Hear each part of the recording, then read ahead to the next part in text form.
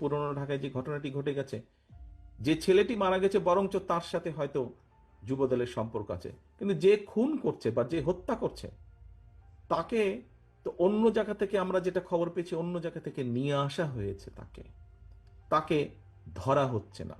ধরা হলো, অন্যদেরকে অ্যারেস্ট করা হলো, তাকে ধরা হচ্ছে না। কি তাকে আসামিও পর্যন্ত বোধহয় করা হয়নি এখন পর্যন্ত। কেন হয়নি? কেন ধরা হচ্ছে না? আমাদের পক্ষ থেকে তো একবারও বলা হয়নি যে তমুককে ধরা যাবে না, অমুককে ধরা যাবে, একবারও তো এই কথাটি বলা হয়নি। আমরা বরাবর বলে দিচ্ছি, একটু আগে যেটি আপনাদের সামনে বলেছি, বরাবর আমরা বলেছি অন্যায়কারী আইনের দৃষ্টিতে তার বিচার হবে। দলের সাথে তার কি সম্পর্ক, কিচ্ছু যায় আসে না তাতে। তাকে দল কোনো রকম প্রশ্রয় দিবে না। কেউ যদি কোনো অন্যায় করে থাকে, তাহলে প্রশাসন ধরছে না কেন তাকে?